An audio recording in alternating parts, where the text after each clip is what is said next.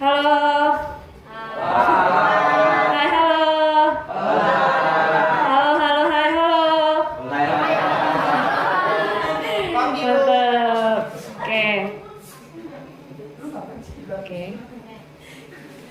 Kita langsung mulai aja kali ya.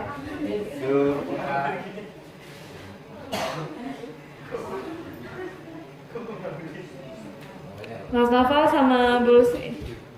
Gimana? Ini ada yang pegang satu gimana?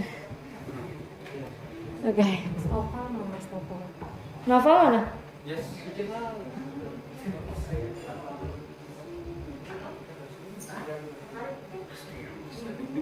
Bisa. Sebelah Bu Lucy. Oh, sorry. Oke. Oke, selamat malam Bu Lucy, Mas Novel, atau aku panggil apa nih? Selamat malam. Panggilnya sama aja, Lucy aja. Oke. Kalau saya panggilan Novel aja. Oke. Oke. Ini sedikit perkenalan aja. Aku kenal Bu Lucy itu pertama kali di Layak karena waktu itu pas banget untuk check up juga. Kalau boleh tahu, Bu Lucy itu kerja di Layak udah dari kapan? Sebagai apa juga? Saya kerja di Layak itu sudah lama banget ya. Itu dari tahun 2007. 2007. Nah, terus kebetulan Yayasan Layak itu kita bergerak di bidang sosial, ya, untuk layanan sosial dengan berbagai isu, ya, isu yang ditangani oleh Layak yaitu ada HIV, ada anak jalanan, dan juga kita juga pernah bantu untuk trafficking, ya, trafficking dan HIV, ya, kasus untuk isu HIV. Dan tahun 2015, Ya. 2015 kami menjalani program untuk low vision, ya. Tapi sebelum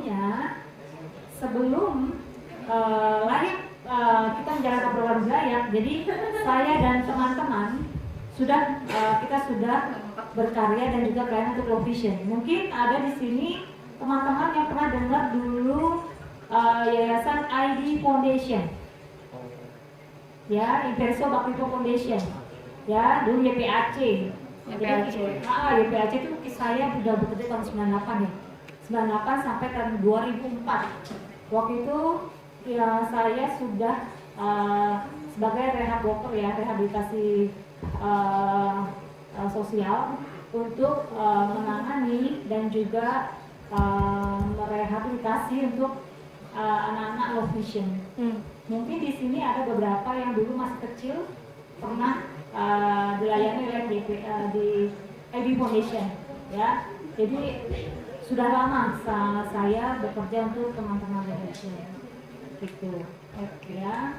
Jadi sampai saat ini tahun 2015 sampai tahun 2022, ya, 7 tahun. Iya. Ya. Luar biasa banget, udah total 15 tahun bekerja di bidang sosial ya? Iya. Ada HIV, anak jalanan, sama trafficking juga ya Bu? Ya, trafficking juga dan low vision. Dan 7 tahun ini low vision, wah, berarti udah nggak diragukan lagi ya profesionalnya. Kalau lanjut ke sebelahnya, ke Kak Novel. Aku sebenarnya baru kenal sih Kak dari komunitas low vision juga, Komloving. Kalau dari yang aku dengar nih, ya, dari cerita teman-teman, Kak Novel kelihatannya pengalamannya awal banget ya, S1 psikologi, kemudian ada juga udah lulus S2 di bidang pariwisata. Yes, betul. Oke. Terus untuk saat ini gimana Kak, kerja di bidang apa? Secara garis besar, terima kasih sebelumnya. Iya. Secara garis besar, yang saya lakukan, kegiatan saya itu ada beberapa, sedikit banyaknya.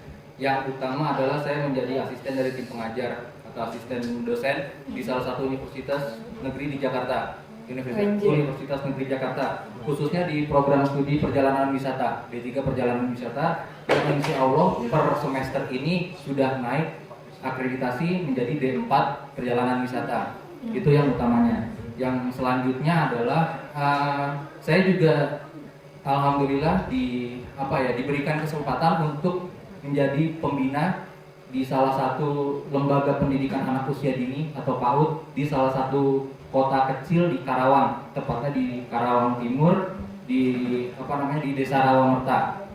Yang selanjutnya saya juga ditugaskan sebagai asisten dari instruktur selam. Makanya kalau kalian mungkin bisa lihat topi saya, di sini ada gambar selam. Karena Diver ya? Yes, diver. Karena saya memang asisten dari diving instructor.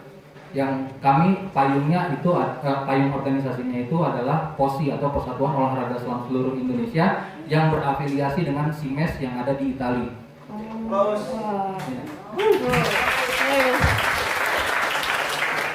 Menarik banget ya, seorang low vision bisa jadi instruktur diving juga gitu. Ya, lalu setelah itu saya juga kebetulan sama keluarga buka bisnis kecil-kecilan, ada di beberapa bidang, yaitu di bidang kuliner dan juga di bidang kebugaran. Serta yang terakhir itu saya alhamdulillah ditugaskan sebagai asisten dari salah satu GM di salah satu perusahaan di Karawang yang bergerak di bidang general supplier, konstruksi, dan pembangunan. Oke. Wah, luar biasa. Boleh tepuk tangannya lagi.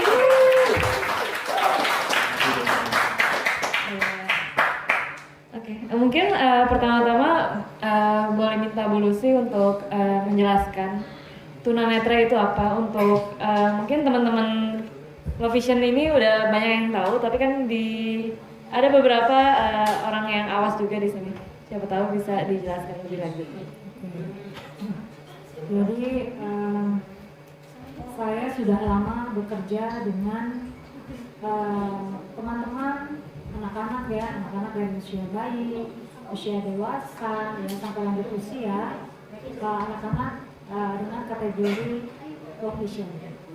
Nah, untuk tadi Iwan menjelaskan tentang apa sih yang tunanetra. Jadi kalau kategori penglihatan itu ada penglihatan normal, kalian sudah tahu ya, penglihatan normal kelihatannya baik, ya. Dan ada kategori buta total, ya. Nah, low vision itu masuk di tengah-tengah, ya, di tengah-tengah antara normal dan buta total. Jadi dia tengah-tengah. Dalam arti mereka masih bisa melihat, ya, walaupun sudah menjalani pengobatan dari dokter, sudah tindakan medis seperti operasi, ya, dan juga tindakan medis yang lain, USG, laser, ya, segala tindakan medis sudah dilakukan dokter, dan juga sudah menggunakan kacamata, tetapi tajam penglihatan mereka tidak maksimal, ya, tidak maksimal. Jadi mereka masih bisa, mereka masih bisa melakukan aktivitas sehari-hari. Ya, kalau yang total sama sekali mereka sudah tidak melihat. Ya, tetapi kalau low vision mereka masih mampu melihat. Ya, walaupun sampai dengan persepsi cahaya. Itu WHO yang menentukan sampai dengan persepsi cahaya itu masih kategori low vision. Ya, kalau untuk tajam penglihatan itu kategorinya 6/18 sampai dengan persepsi cahaya. Ya, jadi dia masih bisa mengenali cahaya terang, cahaya gelap, masih mengenali bentuk-bentuk, ya, itu masih dalam kategori low vision. Berarti tunanetra itu ada low vision, ada buta total juga ya, Bu? Iya, seperti itu. Kalau yang saya dengar juga di seluruh dunia ini maksudnya tunanetra itu lebih banyak low vision ya daripada buta total. Iya, betul. Jadi banyak dengan yang low vision, hanya orang-orang itu belum banyak mengenal tentang low vision. Jadi mereka dikategorikan dengan buta. Buta, oke. Gitu, ya. Dan juga untuk pelajaran di sekolah, mungkin teman-teman juga ada yang mengalami di sekolah, misalnya di sekolah luar biasa, ya. Padahal kalian masih punya sisa penglihatan yang bisa dioptimalkan. Tetapi biasanya ada beberapa anak, walaupun dia low vision, mereka dikategorikan dengan buta total, dalam arti mereka menggunakan braille. Padahal mereka masih mengenal dengan awas. Itu banyak sih kejadian seperti itu. Ya, semoga sih ke depan sih semakin orang mengenal tentang low vision, mudah-mudahan mereka bisa benar-benar menggunakan maksimal penggunaan penglihatan mereka. Setidaknya kalau di sekolah, kalau mereka masih punya, mereka masih mampu untuk membaca tulisan awas, mereka bisa digunakan dengan tulisan awas seperti itu. Oh iya, bener banget sih. Dulu saya pas SMA juga untungnya masih bisa baca buku fisik. Cuma pas masuk kuliah udah mulai susah tuh. Baca tulisan kecil udah susah banget, harus pakai penerangan lebih. Terus juga udah mulai harus pakai kacamata hitam juga kalau keluar, kalau nggak silau. Kalau misalnya Kak Novel sendiri gimana pengalaman selama menjadi mobile vision? Pengalaman gimana? Maksudnya kalau misalnya sebelumnya Kak Novel sendiri low visionnya ini karena apa? Terus apa sih yang kelihatan sekarang ini tuh seperti apa? Oke, sedikit izin untuk menjelaskan ya kayak teman-teman sekalian. Jadi alhamdulillah saya lahir 26 tahun yang lalu dalam keadaan sehat walafiat tanpa kurang satu apapun. Bahkan saking nggak taunya ya orang tua saya nganggap saya sehat, saya sempat diikutkan ke lomba bayi sehat kayak. Lomba bayi sehat. Iya. Menang nggak tuh Kak? Alhamdulillah menang, ada sertifikatnya di rumah. Alhamdulillah menang.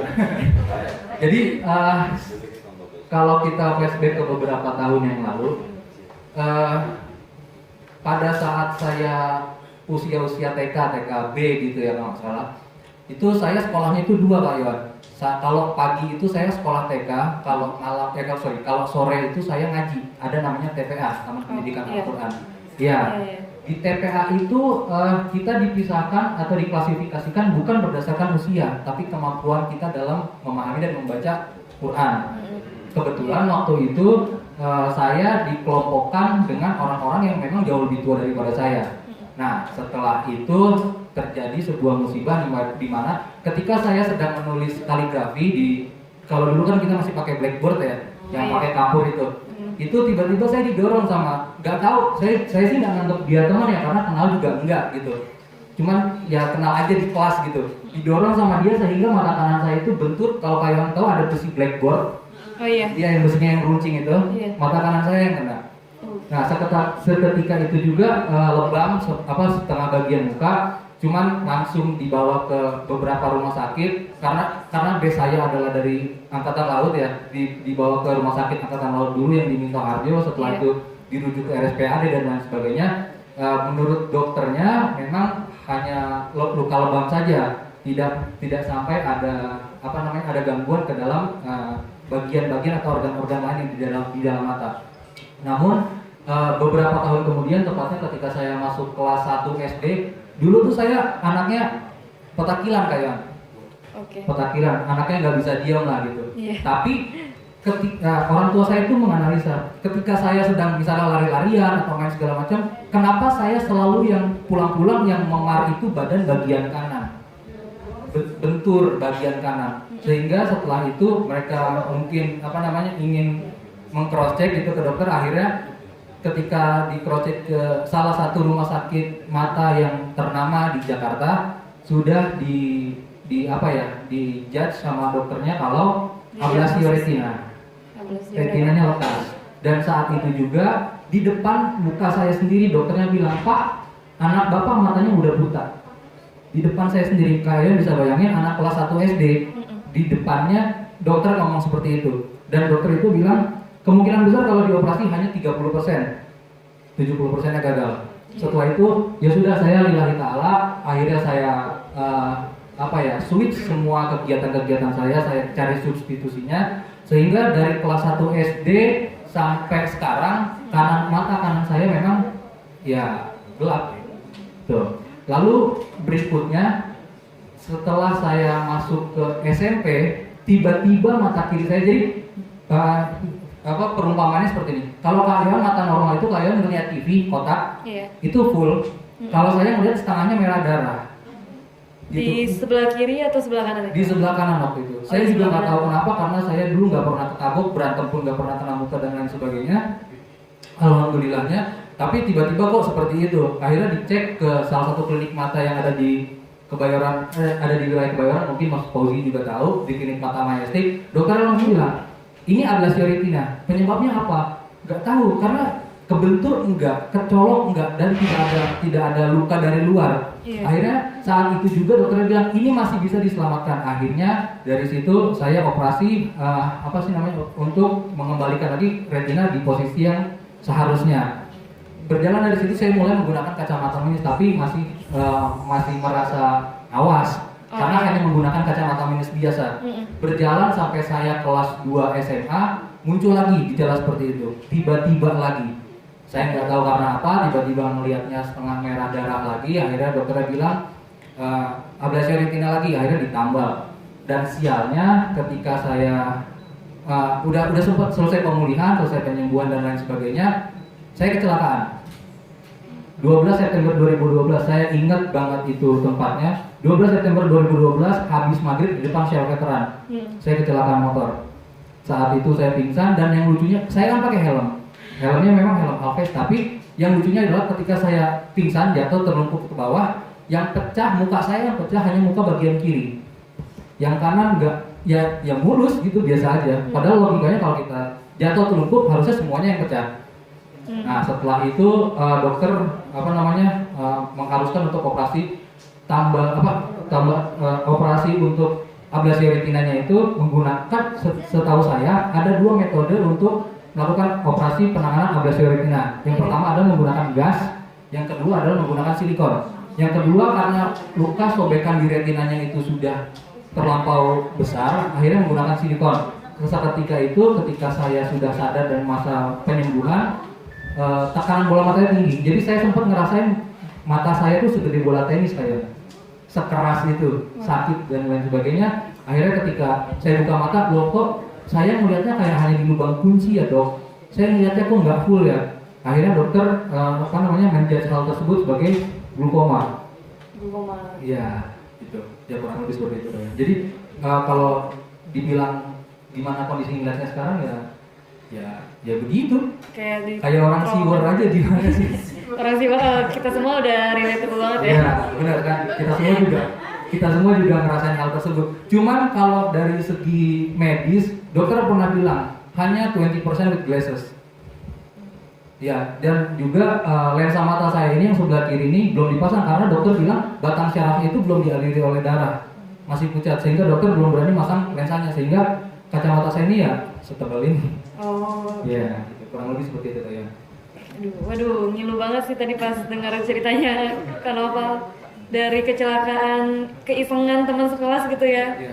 Dari kelas 1 SD bisa TK. jadi, kelas TK maaf. Bisa sampai berdampak besar banget sampai sekarang. Yes. Oke, saya mau tambahkan sedikit. Oh ya, silakan dulu sih. Mungkin saya mau tambahkan sedikit tadi apa yang sudah disampaikan oleh Mas Noval gitu ya, tentang kejadian yang dialaminya ya, sehingga sampai saat ini dia low vision.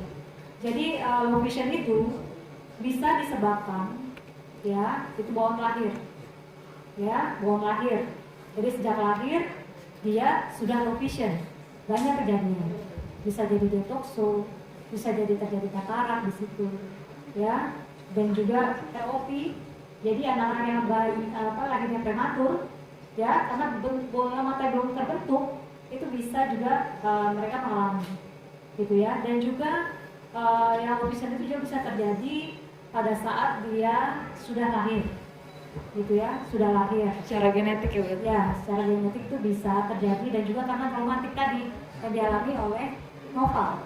Itu traumatik karena kejadian gitu ya, karena ada kejadian sehingga akhirnya mengakibatkan retinanya lepas ya. Jadi dia terjadi ablasio, dan dia akhirnya retinanya harus ditempel. Dan memang kalau untuk operasi ablasio itu kadang berkali-kali, tidak cukup sekali, tapi berkali-kali dilakukan ya, karena bisa jadi lepas lagi, dilekatkan lagi, jadi kayak bilang itu, jadi dilekatkan lagi, misalnya gitu ya. Dan juga kalau makanya itu penglihatan orang dengan low vision itu berbeda-beda. Kalian merasakan nggak satu sama lain berbeda? Iya, betul Ya. Kalau misalnya yang normal, kelihatan dia sudah tahu ya bahwa dia bisa melihat secara sempurna. Kalau yang total sudah kelihatan juga bahwa dia tidak melihat apa-apa lagi, ya, karena sudah gelap. Nah, low vision ini berbeda-beda.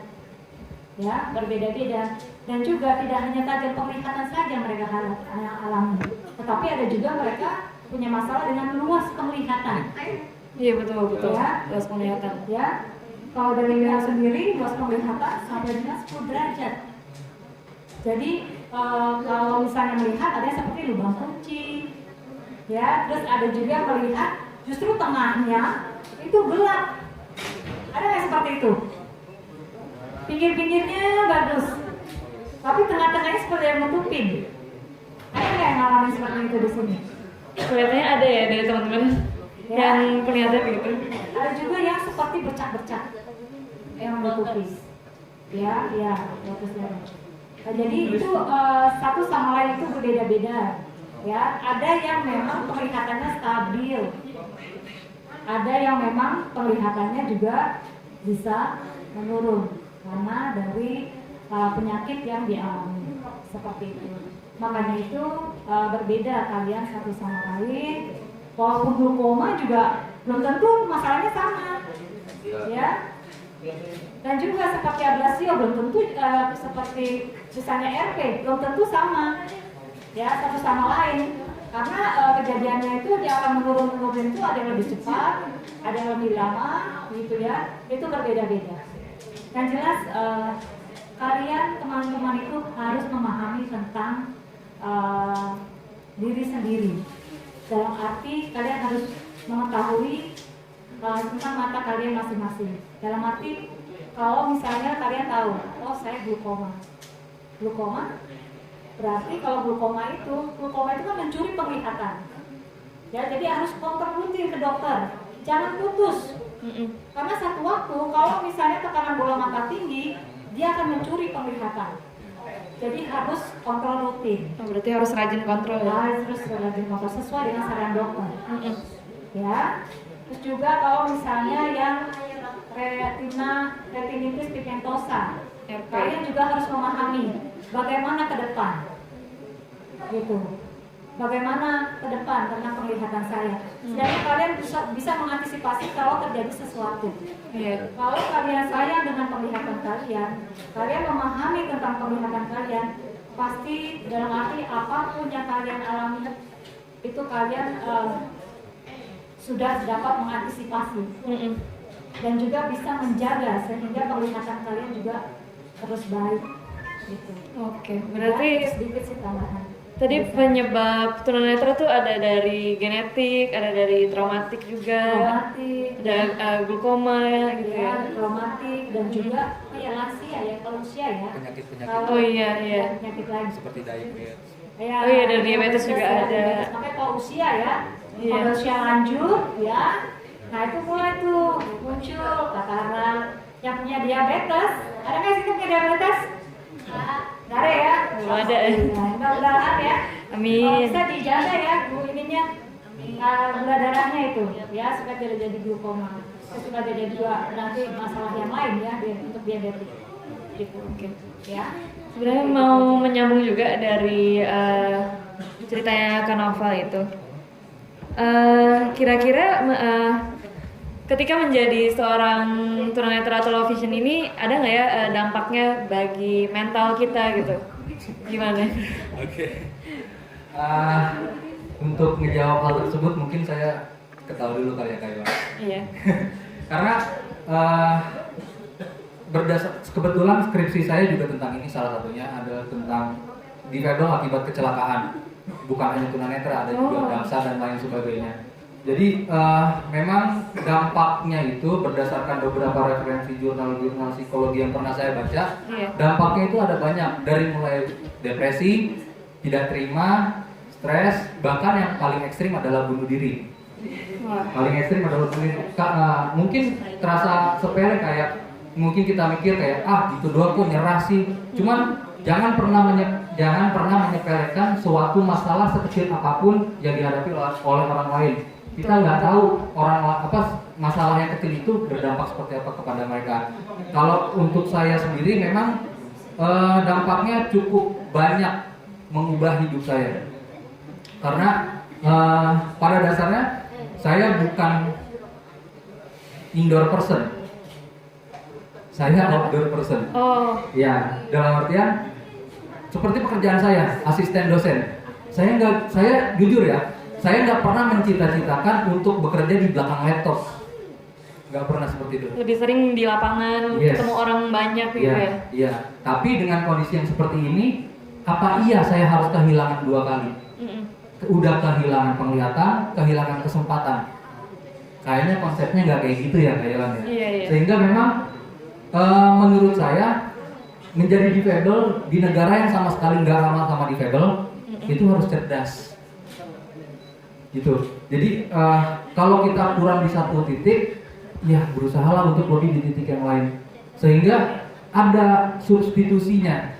Kalau misalnya sudah tahu saya dengan cita-cita saya yang sebelumnya itu tidak dapat lagi, mutlak tidak dapat lagi saya capai karena murni kondisi saya, ya jangan maksain. Yang ada nanti kita malah akan terjebak di dalam lingkaran setan penyesalan. Ada tuh di konsep psikologi kalau kalian mungkin ingat. Ada lingkaran setan penyesalan di mana ya udah di situ-situ aja dari 5 stages of grieving hanya sampai kepada tahap denial anger, nggak Iya, maju-maju, betul. ya kan? Gitu. Jadi merujuk ke pertanyaan tadi, sebenarnya dampaknya banyak. Mm-mm. Kalau misalnya Bu Lucy sendiri sebagai maksudnya udah menjadi staff konselor juga ya di Layak itu, menangani banyak klien yang low vision, mungkin ada cerita-cerita nggak ya dari teman-teman low vision juga gitu soal dampak low vision ke mental mereka? Banyak sekali dari orang tua ya, terlebih orang tua dan Dari juga orang tua. dari mereka yang mengalami. Nah, biasanya kalau misalnya mereka bawaan lahir, mereka sudah beradaptasi dengan penglihatan, sehingga biasanya itu mereka sudah menerima karena sudah terbiasa dengan penglihatan dia sejak awal. Berbeda pada saat mereka mengalami saat usia remaja atau dewasa, jadi setelah dia lahir, karena dia sempat memiliki penglihatan baik, tiba-tiba dia mengalami kecelakaan traumatik seperti yang dialami oleh Noval. Tidak mudah untuk orang yang tadinya penglihatannya baik, terus mereka harus menerima diri bahwa penglihatannya bermasalah, ya, penglihatannya tiba-tiba hilang. Bisa dibayangkan kalau misalnya kayak gini deh, kayak tadi lampu nyala, kita merasa nyaman, enak, kita bisa melihat apa yang kita bisa lihat sekitar kita. Tiba-tiba mati, lampu gelap, pasti panik, mencari apa-apa juga bingung. Gitu. Nah, Iya. takut nubruk ya. Dan juga mungkin misalnya kita juga mencari orang juga susah gitu ya. Ada sekitar kita mau makan, mungkin ambil sesuatu juga susah. Itulah yang banyak dialami oleh teman-teman pada saat mereka mengalami kehilangan pada saat usia remaja dewasa, terutama yang karena kecelakaan. Nah, biasanya sih kalau misalnya untuk anak-anak gitu ya, yang mereka alami itu biasanya pada saat sekolah, pada saat mungkin kalau pada saat balita, usia anak-anak itu mereka belum terlalu kelihatan sih. Dan biasanya ada beberapa orang tua itu baru tahu pada saat anak itu masuk sekolah, baru ketahuan di situ anaknya tidak bisa melihat tulisan papan tulis. Oh, baru ketahuan pas masuk sekolah ya? Iya, jadi orang tua tidak menyadari bahwa anaknya punya masalah dengan penglihatan. Ada nggak yang mengalami seperti itu di sini? Adanya. Jadi orang tuanya tuh tahu pada saat anak itu sekolah karena dia sudah harus melihat yang detail-detail, harus membaca, dia harus melihat tulisan papan tulis, ketahuan. Ya, nah itu ada beberapa yang pernah kami alami, kami pernah hadapi maka seperti itu. Dan ada juga orang tua yang dia tidak menyangka bahwa anaknya lahir memiliki masalah penglihatan. Misalnya seperti ROP, itu anaknya lahir prematur, ya, prematur. Ternyata dokter masih tahu bahwa anak ini penglihatannya bermasalah. Gitu. Orang tua itu yang biasanya memang dia tidak siap menghadapi anaknya punya masalah dengan penglihatan. Berarti selain maksudnya dari penyandang low vision sendiri, tapi orang tuanya juga mengalami ya? Iya, betul. Oke. Karena dia pasti mikirkan bagaimana masa depannya, bagaimana dia sekolah.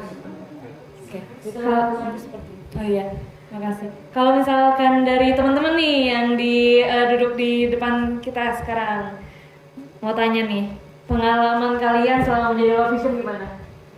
Coba Bu Lucy atau Kak Novel, coba boleh tunjuk 1 atau 2 orang gitu untuk ceritain pengalaman mereka.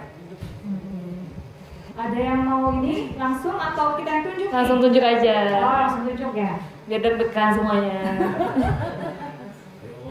Oke, karena mungkin pengen tahu siapa orang.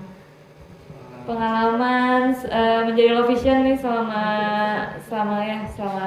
seumur hidup kalian gitu gimana? Tuh ya yang paling menarik gitu pengalamannya gimana? Oh, Rahmat. Mungkin Share. yang menurut saya yang menarik adalah Mas Rahmat ya, karena secara visual Mas Rahmat nggak kelihatan kayak low vision.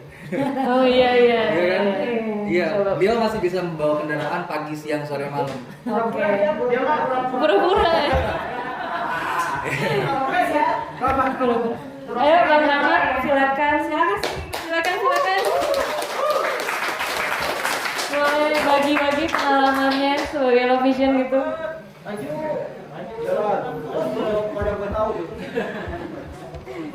Nanti dari Bu Lucy juga boleh tunjuk 1 orang lagi. Sini Mas. Sini.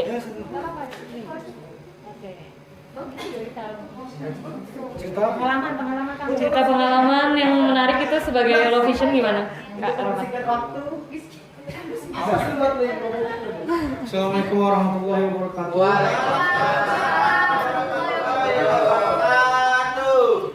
Ya sebenarnya kalau dari saya ya nggak ada yang menarik kayaknya. Cerita dulu dong. Tapi mungkin apa ya tadi? Kalau yang saya tahu, Kak Rahmat sekarang kan lagi kuliah nih. Iya. Gimana pengalamannya sebagai low vision gitu, belajar di kampus? Intinya kalau kuliah kita memang harus terbuka dengan dosen yang tempat kita kuliah gitu kan, bidang apa yang kita kuliah, kita mesti memberitahukan seperti apa kondisi kita yang sebenarnya. Oh iya betul.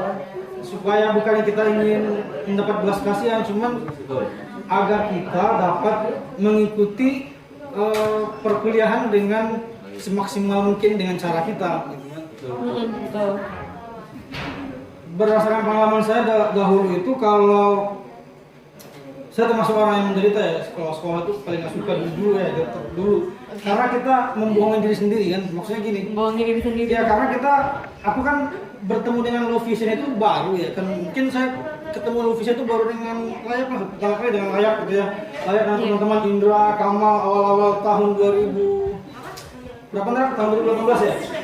Tahun 2020. Awal terbentuknya low vision itu Komloving. Nah di situ saya baru mengenal yang namanya low vision. Jadi selama itu ya kita tersiksa kan, karena kita mesti menyesuaikan diri dengan orang-orang awas. Tapi dengan hal itu sebenarnya apa ya, mental kita jadi kuat ya. Mental kita ibaratnya itu karena kita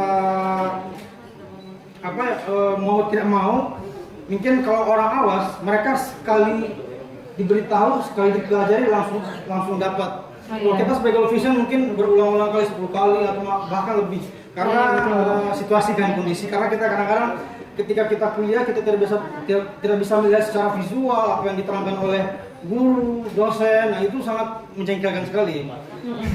Bener banget, bener. Iya kan?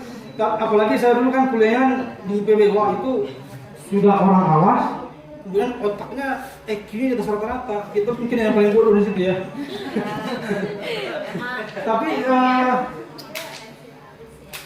semester 1, semester 2 saya tidak, ibaratnya kita tuh saya salahnya di situ karena saya tidak terbuka dengan kondisi saya kepada universitas atau dosen. Akhirnya apa? Kita kesulitan. Jadi mungkin pesan dari saya, kita sebagai low vision harus memberitahukan kelemahan kita bukan ingin dikasihani, tapi ingin mendapatkan aksesibilitas yang layak untuk low vision gitu bahasanya. Seperti saya akhirnya mengetahui bahwa low vision itu ada alat bantu. Alhamdulillah karena saya mendatangi layak, ini salah satu ibaratnya berkah menurut saya, berkah atau salah satu bantuan dari Tuhan mungkin ya. Jadi sebelum itu saya tidak tahu bahwa low vision itu ada alat bantu. Setelah saya mendatangi layak, alhamdulillah seperti saya mempunyai alat teleskop untuk melihat jarak jauh. Kemudian rupanya saya bisa menggunakan digital magnifier, dan itu bisa hampir menyamakan kondisi saya dengan orang awas. Itu yang sangat membantu ya. Yang saya sesalkan lagi, sebenarnya kita lebih menyesal ya. Cuman kan kita boleh ambil pelajaran dari situ.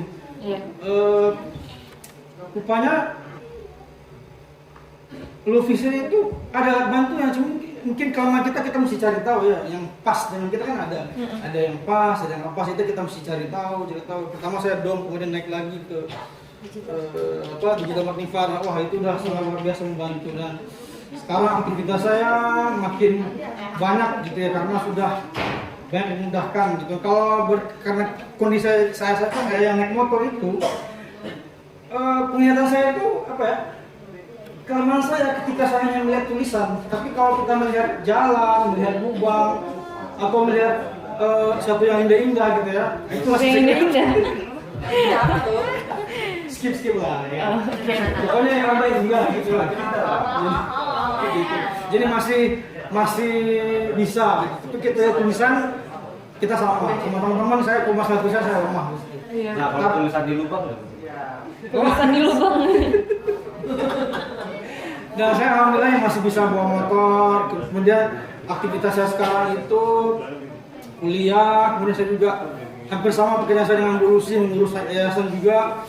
Kemudian saya juga barista, mengajarkan juga teman-teman yang ingin ikut barista. Kemudian saya juga bisnis kecil-kecilan lah.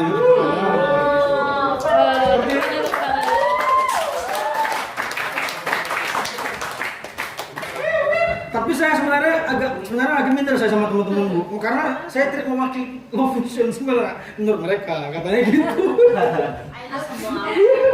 Terima kasih Bang Rama sharingnya. Tapi emang bener banget sih, jadi low vision di kampus tuh emang berat. Ketika orang awas tuh baca satu halaman 1-2 menit doang, kita tuh bisa 5-10 menit ya. Karena kadang mata capek, terus misalnya bisa berair, terus tulisan jadi kabur juga. Tapi emang bener sih, alat bantu tuh bener-bener bantu banget. Oke. Kalau dari Bulu sih, ayo Bulu sih, silakan tunjuk satu orang lagi yang terakhir. Siapa ya di sini? Mungkin Waskita kali ya. Waskita. Bang Waskita. Yang punya jalan tol. Boleh Bang Waskita sharing pengalaman menariknya selama menjadi low vision. Ini banyak nih pengalamannya. Sini. Ada mau duduk atau berdiri Kak? Berdiri. Assalamualaikum warahmatullahi wabarakatuh. Terima kasih waktunya dari koordinator Ibu Sofal. Saya kalau gabung ke Layak baru mulai tahun ini, bulan Januari. Saya mulai gabung itu, kalau komunitas Komlofi juga bulan Januari itu saya baru mulai gabung. Itu di kenalnya ya di customer atau di RSCM, diarahkan ke Yayasan Layak Komlofi.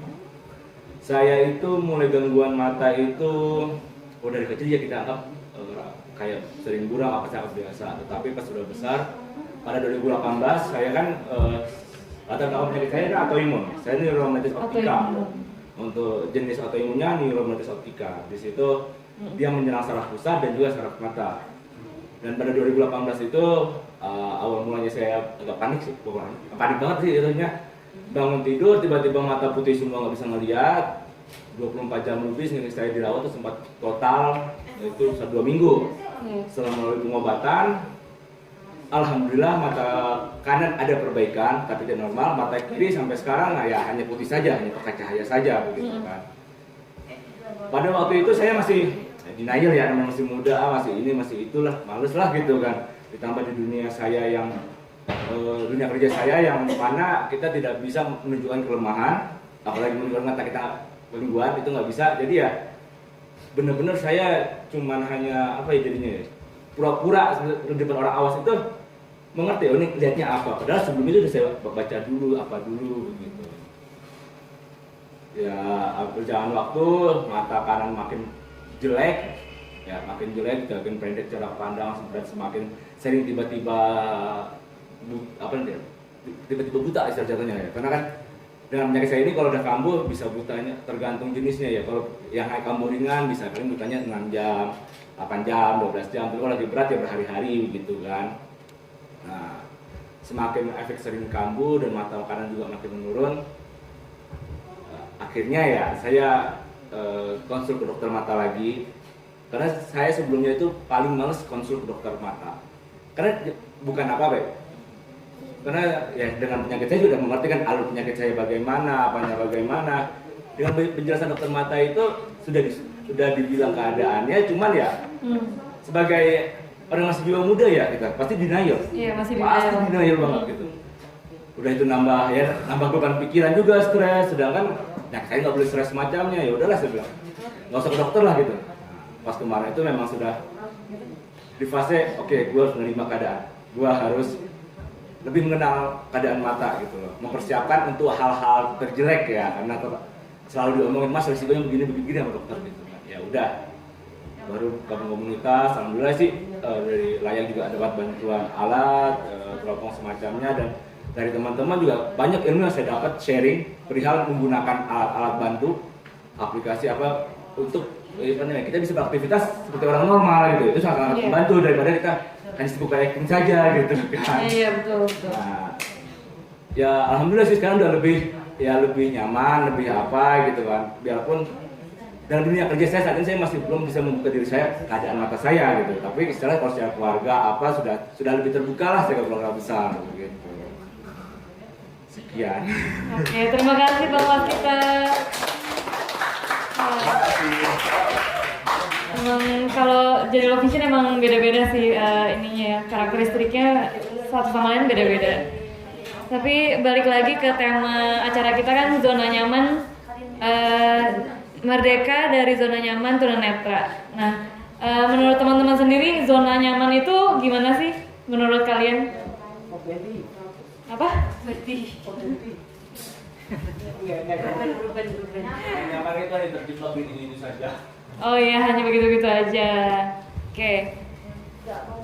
Kalau misalkan dari Kanova sendiri nih, kalau zona nyaman tunanetra tuh yang kakak maksud kayak gimana ya? Mungkin dari ibu dulu kali ya.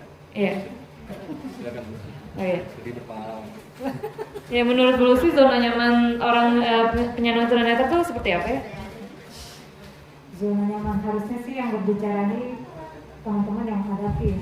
Iya.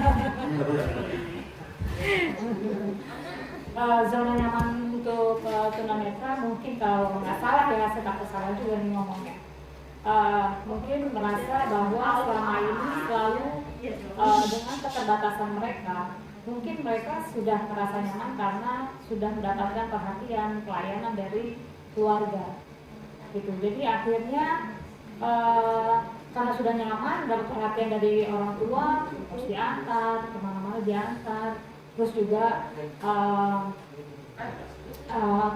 terus kalau misalnya ada kebutuhan apa-apa selalu diberikan gitu ya.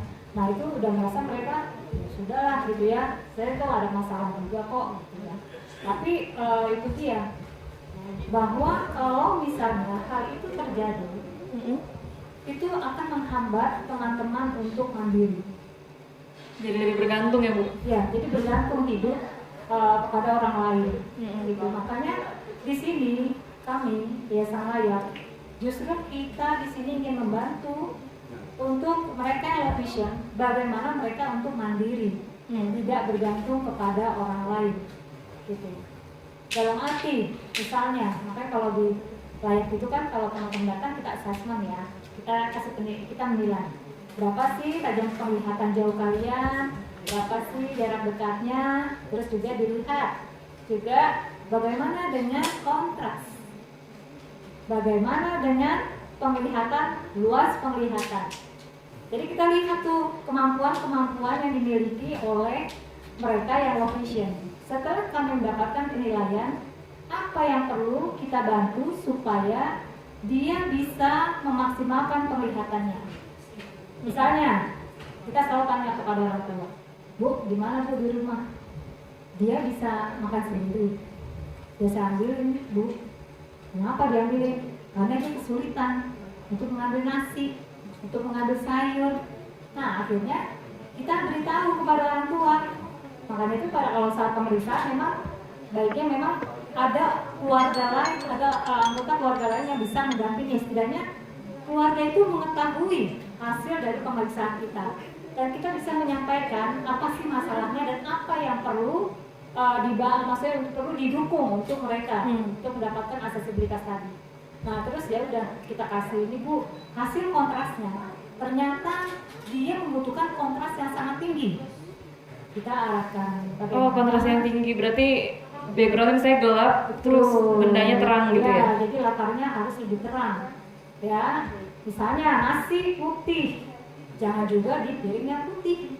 Oh. Karena itu akan kesulitan buat mereka kelihatan di kontras rendah. Iya. Karena dia sama saja gitu. Jadi dirubah dengan kontras yang sangat tinggi supaya mereka juga bisa mengambil sendiri. Kalau minum supaya nggak luber, jangan juga dikasih warna yang sama, tetapi warna yang terang seperti itu. Jangan di gelas bening gitu kali ya? Betul, gelas bening. Dan juga kami juga lakukan itu juga di sekolah. Kita lakukan training kepada guru-guru supaya guru-guru juga mengetahui tentang kondisi low vision dan bagaimana sih untuk membantu anak-anak low vision di sekolah.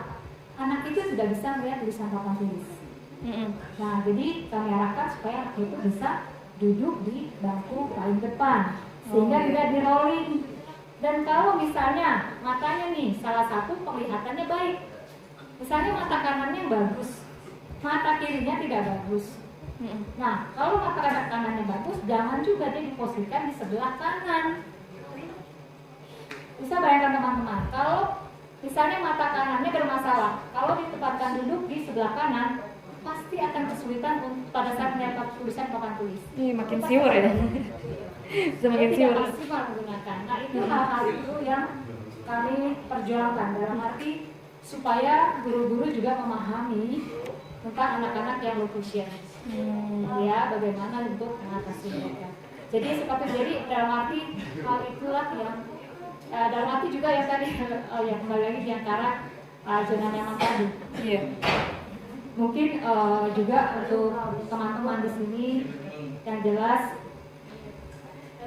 kalian harus memahami kondisi kalian. Tapi dengan memahami terus bukan berarti terus ya sudah tidak berbuat sesuatu gitu loh. Tapi bagaimana untuk kalian bisa mandiri dan bisa maju untuk ke depan. Tunjukkan kalian siapa. Tunjukkan kemampuan kalian. Dalam arti saya selalu bicara kepada anak-anak, pada mereka. Kalau misalnya ada teman-temannya yang membuli, atau misalnya teman-temannya yang suka mengatai dia macam-macam, abaikan saya bilang. Sekarang kamu harus tunjukkan bagaimana kamu berprestasi, sehingga orang bisa menilai apa yang kamu bisa capai, gitu loh. Jadi bukan kelemahannya, tetapi justru kelebihannya di situ. Itu sih tambahan dari saya. Oke, berarti zona nyaman kalau menurut Bu Lucy, maksudnya sebagai orang yang mata awas dan yang mungkin udah sering ketemu sama teman-teman low vision juga, itu lebih ke takut, maksudnya terlalu bergantung sama orang lain, terus misalnya takut nggak bisa mandiri juga kali ya. Kalau misalnya untuk Mas Noval sendiri gimana kalau Noval? Oke, jadi di sini ada beberapa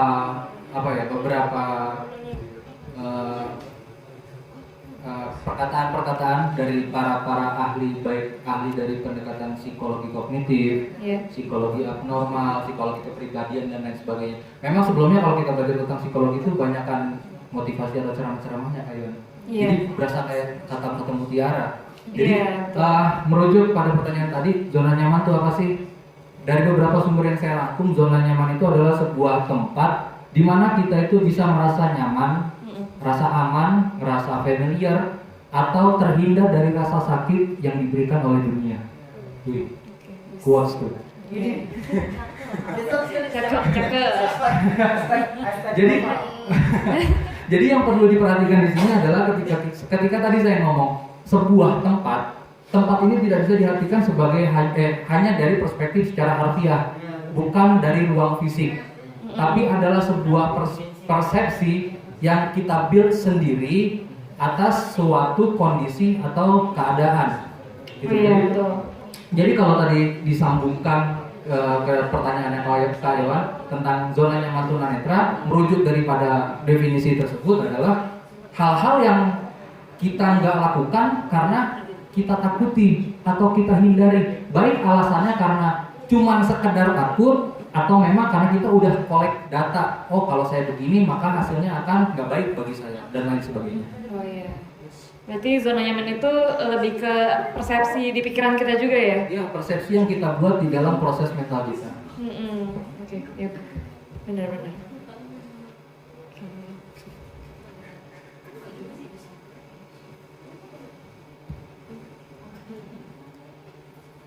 Kalau begitu, gimana sih cara kita tuh untuk menghadapi zona nyaman ini loh? Gimana cara kita tuh keluar dari persepsi proses mental ini tuh gimana ya, Kak? Oke, sebelumnya kita harus tahu kenapa sih kita cuma main di zona nyaman. Kayuan anak psikologi kan? Saya balikin ke kakak. Kenapa Kayuan cuma main di zona nyaman? Kenapa masih main di zona nyaman ya? Karena ya kayak katanya sih karena emang udah nyaman banget di situ. Ngapain perlu keluar lagi gitu kan? Ngapain kita harus susah-susah lagi? Kayak istilahnya ngapain jatuh bangun lagi gitu. Kalau saya emang udah nyaman di posisi yang sekarang misalnya. Padahal di posisi kakak di zona nyaman yang sekarang ini belum tentu bisa memberikan possibilities atau kemungkinan yang mungkin berguna bagi hidup kakak. Iya betul. Ya kan? Jadi pertama adalah kita tahu dulu kenapa sih kita masih selalu main di zona nyaman. Kenapa sih kita nggak mau, bukan keluar ya, saya nggak setuju dengan kata-kata keluar dari zona nyaman, tapi melebarkan zona nyamannya. Melebarkan. Iya, melebarkan zona nyamannya. Karena itu kan bersifat elastis. Itu kita bikin sendiri di dalam persepsi kita, ya kan? Jadi yang pertama adalah kenapa kita masih main di zona nyaman? Menurut beberapa studi, alasannya adalah karena we create our own barriers. Kita ngebuat barriers kita sendiri, halangan kita sendiri. Umpama ketakutan kita, kekhawatiran kita dan lain sebagainya. Hal-hal tersebut yang bikin kita jadi nggak mau nih bergerak, melebarkan zona nyaman kita. Udah main situ-situ aja. Oke, kalau misalnya gue pergi ya gue ajak teman. Oke, kalau misalnya gue pengen baca buku ya mungkin ada teman yang bisa bacain dan lain sebagainya. Akhirnya apa? Sepertinya tadi sudah dibilang sama Ibu Lucy ya, kita berkembangnya segitu-segitu aja. Iya. Sedangkan kompetensi yang dibutuhkan oleh dunia ini itu nggak segitu-segitu aja. Itu terus berkembang. Nah, merujuk pada pertanyaan awal, bagaimana caranya untuk melebarkan zona nyaman tersebut? Memang ada beberapa fase yang sudah saya rangkum ya dari beberapa perkataan para ahli itu. Ada fase pre, on, dan post. Fase pre adalah sebelum kita ngelakuin melebarkan zona nyaman itu. Yang paling pertama adalah niat. Tanya dulu ke diri sendiri, kenapa harus melebarin zona nyaman ya? Umpama dalam satu kasus, kenapa saya sebagai low vision yang udah nggak bisa melihat di dalam gelap harus bisa pulang malam sendiri? Kenapa? Misahin orang kah? Atau kebutuhan kah? Atau keterpaksaan mungkin karena pulang kerjanya malam kah? Dan lain sebagainya. Tahu dulu, kenalin dulu kenapa demikian. Dan hal berikutnya yang paling penting adalah coba cari tahu kekurangan kelebihan kita apa. Kita koreksi nih, umpama kalau dengan kita menilai diri kita sendiri, bukan kita narsis ya, bukan kita merasa kayak pede, gue plusnya di sini nih dan lain sebagainya. Enggak, itu bullshit lah kalau menurut saya. Menurut saya hal tersebut, menilai diri sendiri itu adalah sebuah hal yang penting untuk kita tahu kekurangan kita apa, kelebihan kita apa. Kalau memang masih rancu, bikin list. Bikin list dulu. List. Kekurangan kelebihan kita. Yes, kekurangan kita apa, kelebihan kita apa dan lain sebagainya. Lalu setelah itu cari substitusi dari kekurangannya. Umpama saya kalau misalnya pergi sendiri, kekurangan saya apa sih? misalnya susah untuk orientasi medan dan lain sebagainya. Jadi saya harus apa? Cari data sebelumnya, tempatnya bagaimana sih dan lain sebagainya. Oh yes. Yes. Setelah itu kita cari data tentang apa sih yang kita takuti, apa sih yang kita khawatirkan, kenapa sih kita nggak mau bergerak dari zona tersebut, apa sih barrier-barriernya, apakah halangan itu memang nyata, memang beneran kita nggak bisa lakuin atau cuma barrier yang ada di dalam otak kita aja. Gitu. Nah selanjutnya masuk ke dalam tahapan ongoing, yaitu lakuin aja dulu. Tapi sebelumnya motivasi diri dulu. Motivasi diri sendiri itu gampang kok, nggak susah-susah. Kalau untuk kita yang beragama bisa dengan berdoa. Adanya sebuah konsep harapan itu akan mempengaruhi proses dan hasil, bener nggak kayak? Harapannya betul. Berarti bener sih, jalanin dulu aja gitu ya. Iya. Saya nggak tahu hasilnya gimana, tapi Betul. jalanin dulu aja. Nah setelah itu baru jalanin dulu aja. Iya. Dalam artian Jalanin dulu aja. itu ntar lah doang. Maksudnya gini, setelah kita melalui fase yang free yang tadi, kita udah kenali kekurangan kelebihan kita udah cari data tentang substitusi kekurangan kita, terus plan-plan apa aja sih yang harus kita bikin satu persatu secara detail, ya udah jalanin dulu. Memang segala sesuatu itu harus kutip dua dilawan ya. Karena memang kalau kita merujuk kepada suatu perkataan dari filsuf Yunani kuno, terbentur dulu baru terbentuk. Terbentur dulu baru terbentuk. Dan satu lagi kata Socrates, berusaha dulu baru berharap. Berusaha dulu baru berharap. Mantap, luar biasa. Nah, cuman teman-teman yang paling penting di sini adalah ketika kita udah berani dan udah memutuskan untuk melangkah, untuk melebarkan zona nyaman kita, udah memutuskan untuk kayak ya udah lakuin aja dulu. Maaf kalau omongan saya kasar karena saya mungkin didikan militer, tapi bapak saya selalu nanamin berani boleh, goblok jangan. Iya gitu. Jadi itulah pentingnya ada fase pre yang tadi kita collect data sebanyak-banyaknya tentang kekurangan kelebihan kita. Setelah itu kita masuk kepada fase yang post, yaitu setelah kita ngelakuin hal-hal yang kita hindari, kita takuti dan lain sebagainya, pasti akan ada dua kemungkinan dong, gagal dan berhasil. Kalau gagal, saya selalu bilang ke teman-teman saya yang sering kali curhat sama saya, kalau lu sedih aja, jangan ditahan-tahan. Karena gini, kita merujuk pada salah satu statement dari ahli sejarah, tugas manusia itu menjadi manusia, bukan malaikat yang nggak punya emosi atau hawa nafsu. Aduh, pedih sekali ya. Bertanya boleh, bertanya.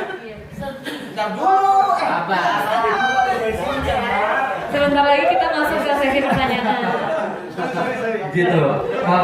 Kalau sedih aja dulu. Cuman yang perlu diingat di sini adalah abis sedih terus apa? Yes.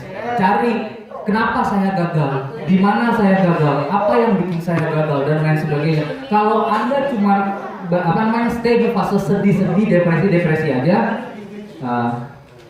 tolong.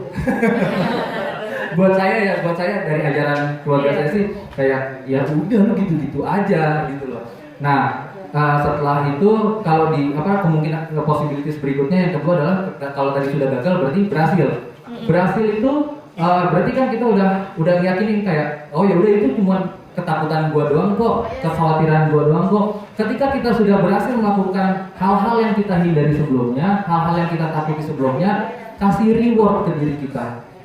Gimana tuh Kak? Reward kecil-kecilan, nggak perlu healing ke Bali, nggak usah kayak gitu banget. Maksudnya kayak puji. Gua yang mata gua kayak gini bisa. Yes, alhamdulillah. Berarti kerjaan itu gampang buat gua. Berarti berikan reward kecil itu penghargaan kecil buat diri kita sendiri. Puji aja juga.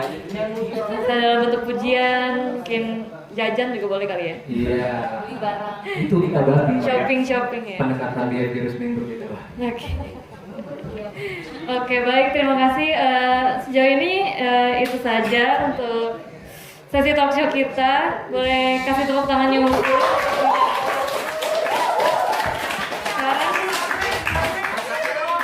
sekarang kita lempar ke teman-teman audiens nih.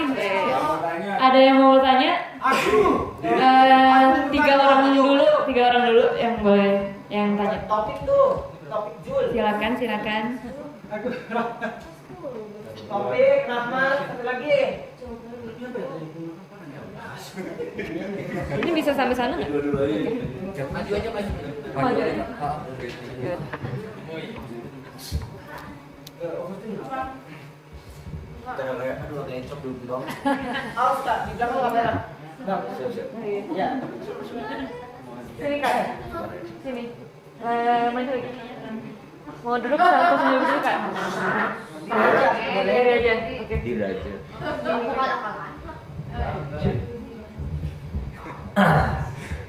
Bisa maju nih. Jadi masuk kamera. Ya, assalamualaikum warahmatullahi wabarakatuh.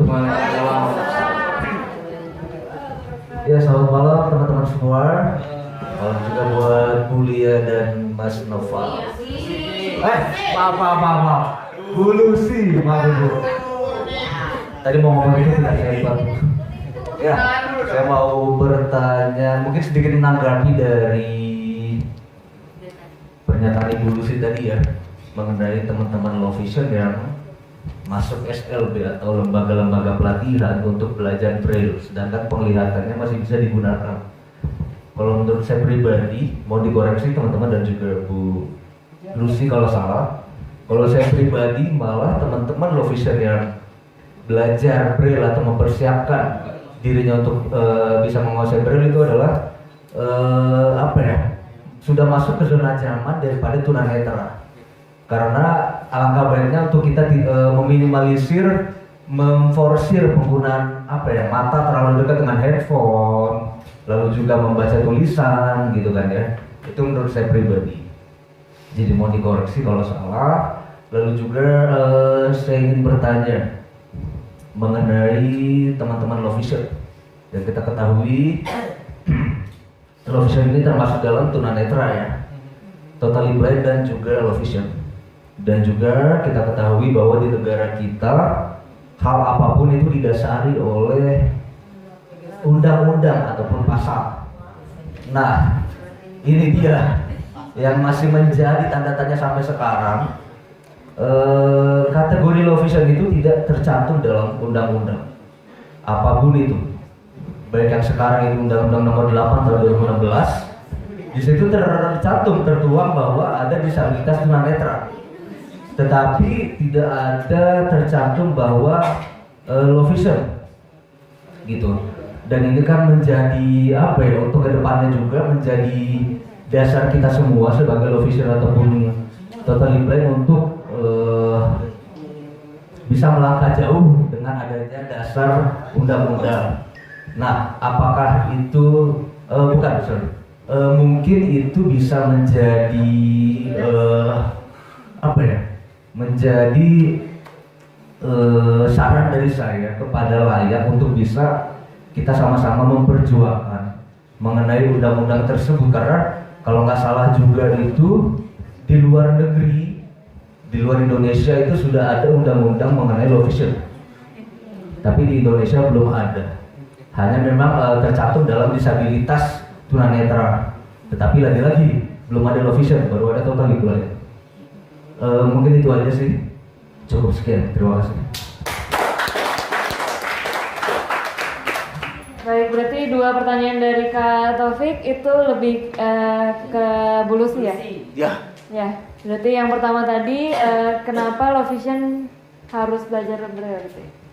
Kenapa Low Vision harus belajar Braille? Kemudian yang kedua, kenapa undang-undang di Indonesia itu belum mencantumkan menjelaskan tentang Low Vision, sedangkan di luar Indonesia mungkin sudah ada gitu. Langsung ya, kita coba dulu. Oke, terima kasih Taufik untuk pertanyaannya. Izin duduk ya? Iya, silakan. Oke, yang tadi saya sudah sampaikan bahwa orang dengan Low Vision itu berbeda-beda satu sama lain. Ada yang memang penglihatannya akan menurun, ada mereka yang memang penglihatannya dia stabil, ya. Nah, kenapa tadi saya bilang berkaitan dengan SLB yang cenderung mengenalkan mereka dan juga mengajarkan mereka dengan Braille padahal dia masih awal. Nah, ini ada kejadian soalnya. Jadi memang saya pernah dengar bahwa ada beberapa guru sampaikan bahwa kalau orang low vision melihat huruf awas lama-lama dia akan menurun penglihatannya. Ya, itu mitos yang sering sekali saya dengar itu di kalangan beberapa guru-guru SLB. Ya, padahal kenyataannya gimana? Bahwa tidak semua orang low vision itu akan menurun penglihatannya. Bisa jadi dia akan stabil, seperti kasus katarak. Katarak kemungkinan besar dia akan stabil. Ada beberapa kasus katarak dengan keberhasilan operasi dari dokter, penglihatannya jadi normal, baik. Tapi ada beberapa mereka yang low vision. Nah, jadi ada beberapa juga ditemui anak ini di SLB dia diajarkan huruf awas. Tapi kenyataannya pada saat kami kunjungan dan juga ada beberapa informasi bahwa anak ini justru diajarkan awas, dia tidak meraba, tetapi dia melihat. Dia melihat, karena dia bisa lihat apa sih, gitu ya, apa sih ini? Dia melihat.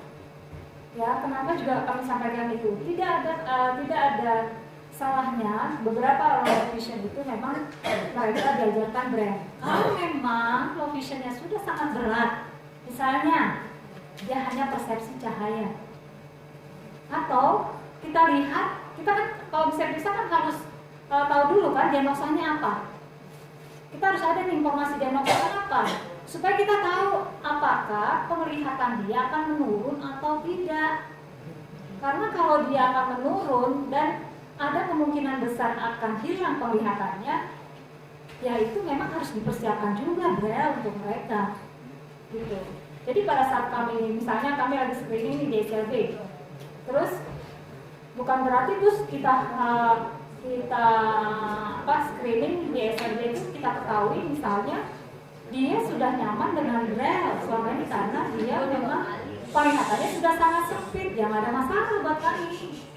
Ya, tetapi untuk mereka yang masih penglihatan yang cukup baik, ya, dan juga penglihatan stabil, gitu ya, memang kita arahkan dan kita juga sudah mulai menginformasikan kepada guru-guru SLB juga untuk mereka juga mengenali tentang penyakit-penyakit mata. Bukan berarti mereka harus pelajari semua, tetapi setidaknya mereka dapat informasi, oh dia penyakitnya akan stabil, jadi mereka bisa dengan huruf awas, gitu loh. Dengan dibantu, kalau misalnya bisa dimaksimalkan dengan alat bantu, biasanya kami informasikan, Bu, ini nanti dia pakai kaca pembesar ya untuk melihat dekat, seperti itu. Jadi ada beberapa sekolah itu sudah mempraktikkan seperti itu.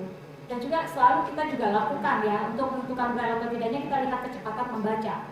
Bagaimana kecepatan baca dia pada saat dia pakai braille, pada saat dia membaca, pada saat dengan huruf awas kita lihat. Kalau misalnya braille lebih cepat, dilanjutkan. Tetapi kalau misalnya ternyata dia awas lebih baik, kenapa enggak? Jadi ada juga kok mereka yang untuk membaca dia menggunakan awas karena dia membaca menggunakan braille karena dia lebih cepat. Kalau menulis dia pakai membaca dia lebih cepat dengan huruf awas. Tetapi kalau menulis dia lebih cepat dengan braille. Akhirnya dua-duanya. Ya, jadi itu seperti itu untuk Najrul ya.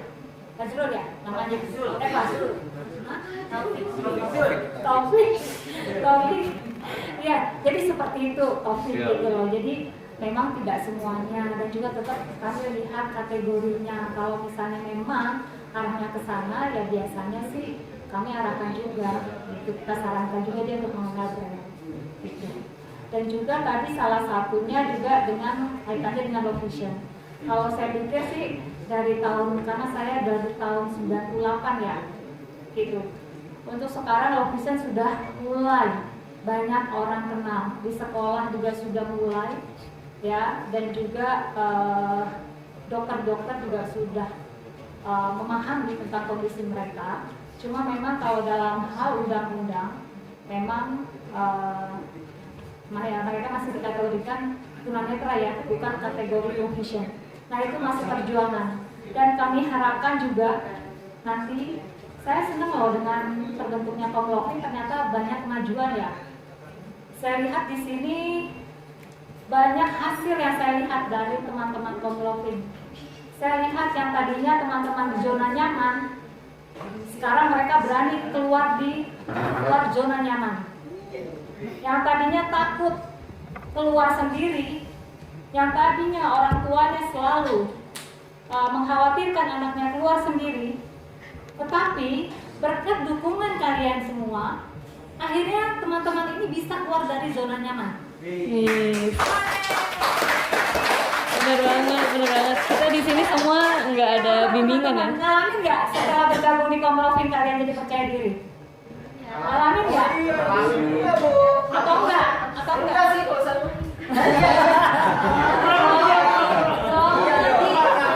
Keluar. Iya. Keluar. Langsung di Depok. Dan jadi saya positif sekali ya. Saya positif sekali dengan adanya Komlovin. Gitu. Ya. Banyak hal gitu. Makanya selalu untuk klien-klien kami yang kami temukan dewasa, langsung kami kenalkan dengan Komlovin, langsung kami kenalkan dalam arti supaya mereka juga mempunyai rasa percaya diri apa yang sudah kalian lakukan. Saya pengen mereka juga sama seperti kalian, punya rasa percaya diri, dan mereka juga punya kesempatan seperti kalian itu bisa mempunyai mimpi bisa sekolah, bisa bekerja gitu ya. Apalagi sekarang kan pemerintah membuka peluang untuk teman-teman disabilitas. Dan kenyataannya di sini kan juga banyak kan yang bekerja. Tadi saya dapat informasi ada kerja di BUMN. Iya. Nah, saya berharap itu ada kesempatan juga buat teman-teman kalian ya. Gitu ya. Dan mungkin itu, dan juga nanti mungkin kita bisa bersama dengan teman-teman Komlovin juga kita melakukan advokasi di beberapa tempat, dan juga kita juga bisa mendorong tadi undang-undang tadi ya. Kalau kalian punya kekuatan itu kan mungkin saja nanti kita juga berjuang untuk hal itu. Amin. Oke ya, makasih.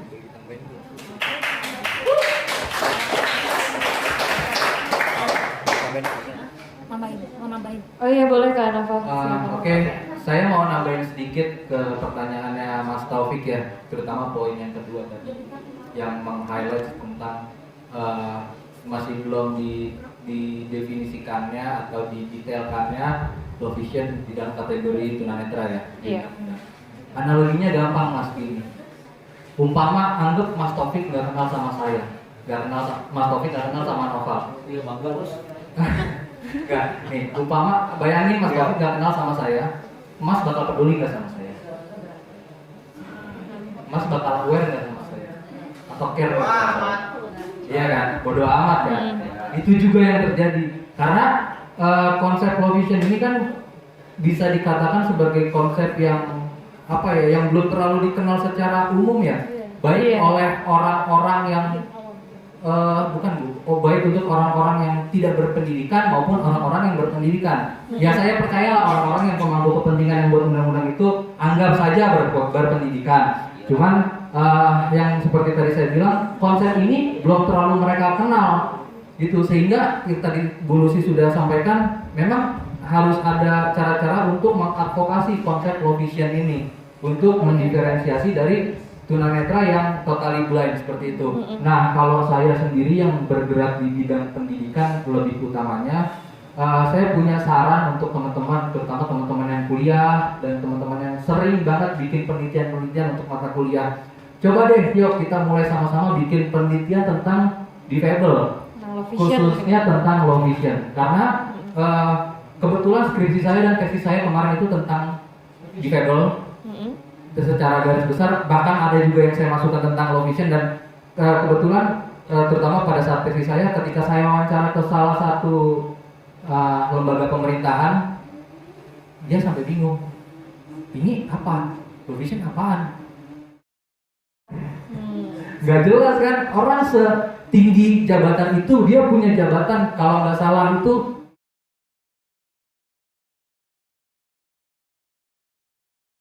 seharusnya sudah punya pengetahuan-pengetahuan yang tidak sesempit itu, apalagi di bidang yang dia tekuni. Ya, karena itu memang saya mendukung ya teman-teman yang sedang bikin skripsi kah atau yang sedang bikin penelitian kah, yuk coba memperbanyak penelitian-penelitian tentang khususnya tentang low vision sih, supaya kita bisa lebih aware, di notice sama orang-orang banyak gitu. Oke, berarti mungkin dari ya kita ini yang ya bisa dibilang masih usia produktif juga bisa lah ya untuk berjuang buat low vision juga, untuk mengenalkan ke masyarakat luas juga apa tuh low vision. Pertanyaan kedua itu datang dari Kak Grace.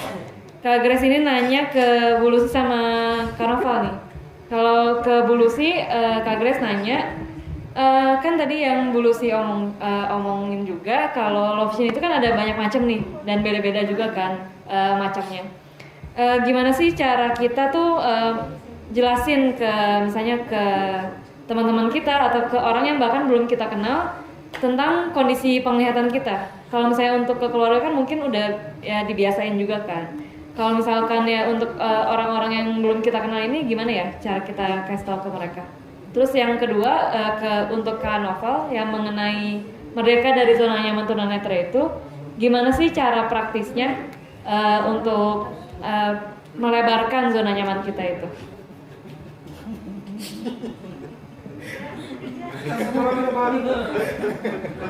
One more. Dendam ini. One more question.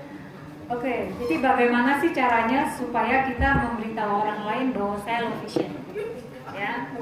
Nah, ini memang tantangan, yaitu dia karena banyak orang yang belum tahu ya tentang low vision. Jadi kadang orang kalau melihat dia mungkin normal, nggak ada masalah, mungkin kayak lihat Rahmat juga nggak ada masalah, gitu kan? Masalah tuh lihat terus. Kayaknya Fauzi doang yang punya masalah sama orang. Nah, kalau misalnya teman-teman mengalami hal itu, nah kalian bisa juga menyampaikan kepada orang-orang yang ada di sekitar, gitu ya, beritahu. Mungkin juga nggak langsung ke orang lain ya, tetapi orang yang bersangkutan dengan aktivitas kita. Apakah itu di lingkungan sekolah, apakah itu di lingkungan kita berada misalnya di dalam pekerjaan, itu kita perlu sampaikan. Jadi kita sampaikan kepada mereka bahwa saya memiliki penglihatan yang berbeda dengan normal, dengan mereka, atau tidak bilang seperti kamu, saya mempunyai perbedaan. Apa sih bedanya? Gitu. Seperti kamu coba lihat, kamu bisa lihat ya di sana ada apa sih? Aku kesulitan untuk melihat hal itu, gitu ya. Aku hanya bisa melihat dan bisa apa yang saya lihat itu sampaikan kepada mereka. Nah memang seperti di sekolah juga kan umumnya guru-guru juga nggak tahu. Nah makanya itu biasanya kalau untuk kami untuk memberitahu kepada guru itu kita kasih form saran biasanya. Jadi supaya guru juga tahu, kita sampaikan diagnosa penyakit yang kita dapat informasi dari dokter seperti ini. Alat bantunya apa, masalahnya apa, kita kasih tahu kepada guru supaya dia juga tahu bagaimana sih membantu siswanya supaya dia bisa belajar di sekolah dengan baik, seperti itu, ya. Jadi memang tidak mudah, tetapi inilah kita perjuangan. Salah satunya adalah dari kalian. Kalian bisa mengenalkan tentang low vision itu kepada orang-orang yang kalian temui. Karena nanti orang-orang juga akan semakin paham, karena selama ini juga orang karena belum paham apa itu low vision, gitu ya. Seperti saya juga selalu orang nyari aku kerja di mana, gitu kan? Kerja di kesehatan mata, saya bilang gitu. Apa tuh, gitu loh? Yaitu bantu orang-orang yang punya masalah dengan penglihatan low vision. Low vision apa itu? Saya jelaskan. Low vision itu adalah penglihatan yang mereka memiliki keterbatasan penglihatan. Dia tidak seperti kita. Kalau punya kacamata, tapi dia tidak bisa melihat jelas seperti kita. Dia hanya mampu, dia bisa ada yang mampu cuma 1 meter, 2 meter, dia baru bisa mengenali satu objek. Itu saya juga selalu menyampaikan hal itu kepada orang lain, setidaknya supaya mereka memahami. Dan itu pun juga bisa teman-teman juga sampaikan mengenai hal itu kepada orang-orang. Ya orang di kita kenal dulu deh, yang misalnya kenapa sih lu kalau misalnya itu kalau minum kok sering kadang keluar gitu sih, keluar udara gitu, kenapa sih sering gitu. Oh, pas Jelas tuang kan? air minum ya? Iya, pas tuang air minum sampai luber, mungkin kita nggak sadar ya, dan kita tidak tahu kalau minum kita sudah penuh gitu ya. Sampaikan, aduh, aku tadi nggak jelas, tidak kelihatan, karena memang itulah keterbatasan aku, sehingga aku tidak sama dengan kamu, karena aku tidak tahu bahwa air itu sudah penuh gitu, atau apalah. Jadi ada contoh-contoh yang teman-teman mungkin pernah melihat kendala-kendala kita, itu sampaikan di situ. Ya, Iya. oke. Bener juga sih kata Bulus, kita harus jujur juga sih sama orang lain. Kalau misalnya boleh cerita dikit, sebenarnya agak malu juga. Dulu pas deket sama pacar saya, itu, iya dulu juga pas awal, Namanya siapa kak? nggak usah dibahas. Cuma maksudnya emang dulu pas awal deket, saya juga mau harus kasih tau dia gitu kondisi saya gimana, biar maksudnya, Siapa sih kak? biar nggak ada ini aja, misalnya biar dia nggak Aku nggak tahu. biar dia nggak bingung gitu. Jadi aku juga jelasin, aku tuh bisanya kalau kontrasnya tinggi, kayak misalnya polisi tidur tuh harus ada garis-garis kuningnya atau garis-garis putihnya gitu, biar kelihatan itu polisi tidur. Saya untuk kalau misalnya tulisan kecil tuh aku nggak usah lihat, aku harus bisa baca itu pakai magnifier misalnya. Dan ya puji Tuhan sih dia ngerti sih. Ya. Ya udah.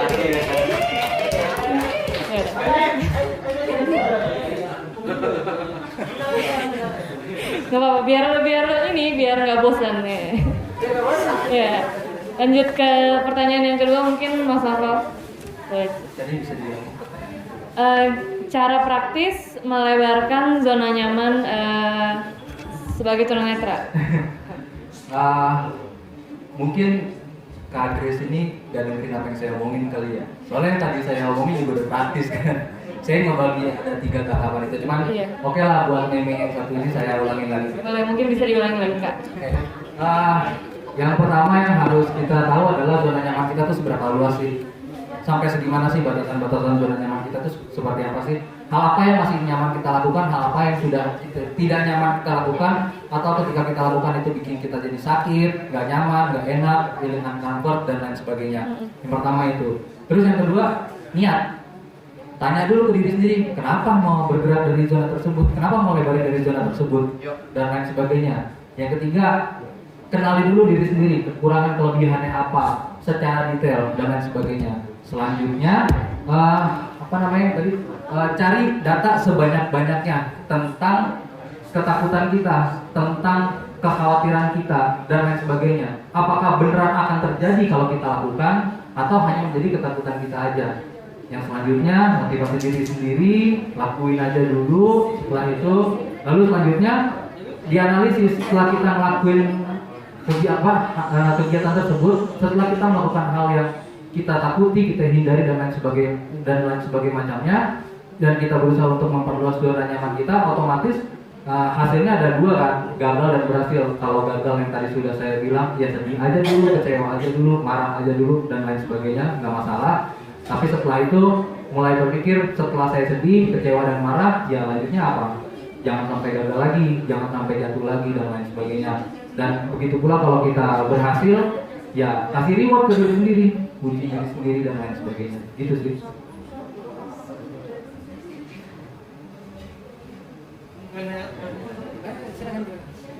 Satu lagi.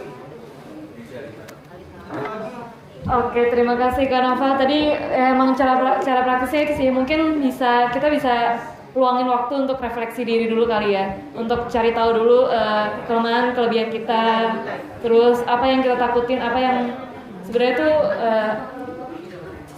apa yang pengen kita kembangin gitu dari diri kita. Mungkin itu sih. Ada satu pertanyaan lagi dari Kak Riza, boleh Kak?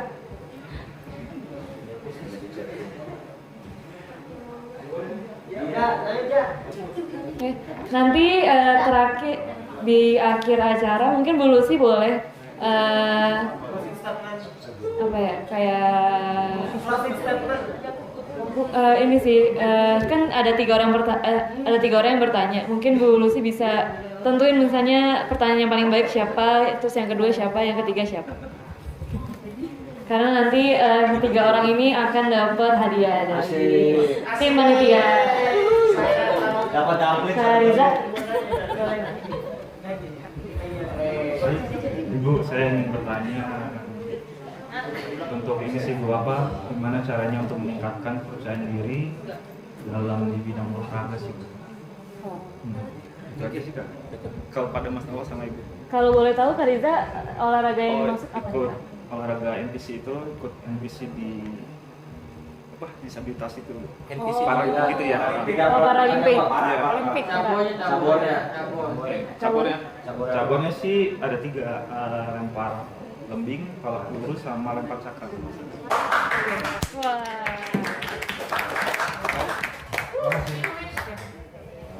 Silakan dulu sih, atau kenapa juga boleh kalau nambahin. Oke. Bagaimana sih meningkatkan rasa percaya diri di bidang olahraga? Iya. Gitu. Yang jelas kamu harus tunjukkan, ya, tunjukkan kemampuan kamu, ya.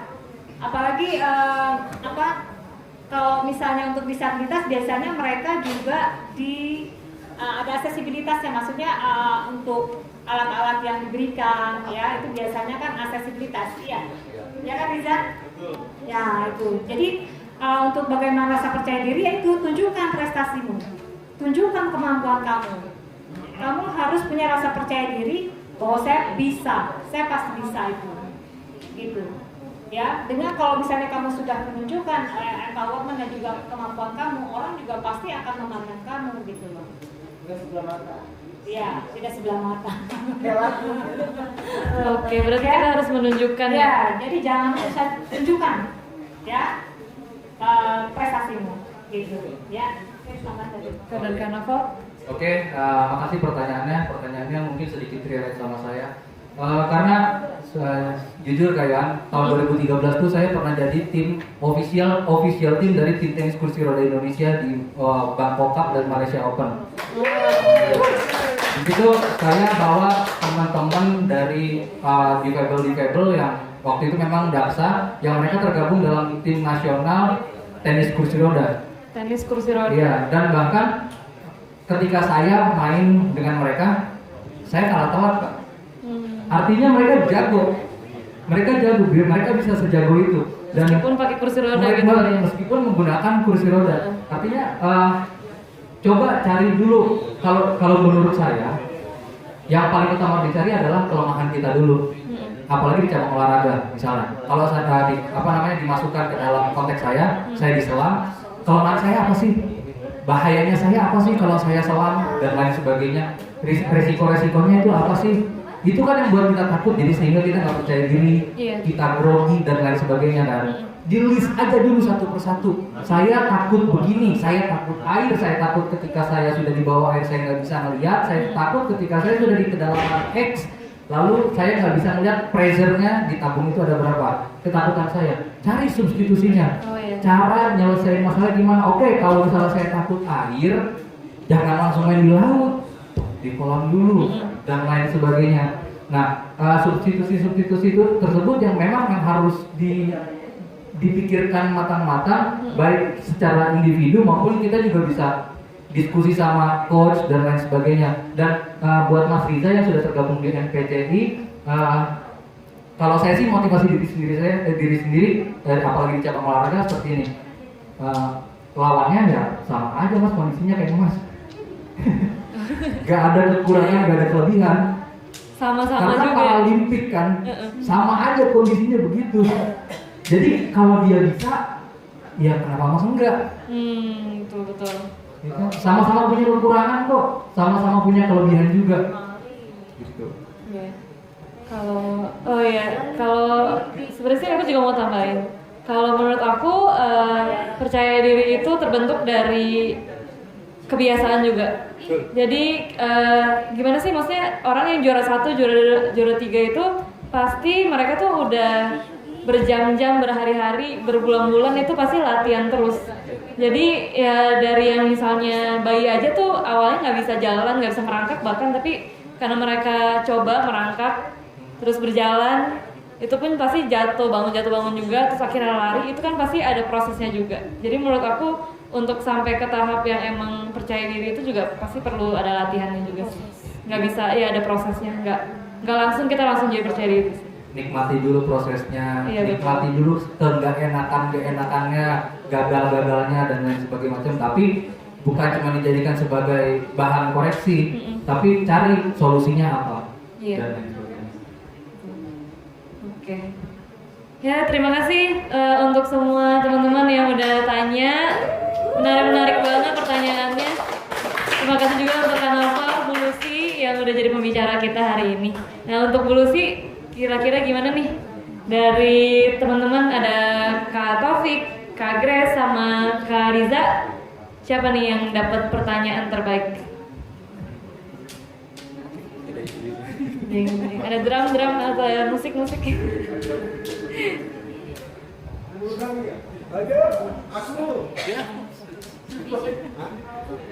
Oke, jadi dengan hal yang tadi dipertanyakan, berat juga nih saya kalau suruh ini.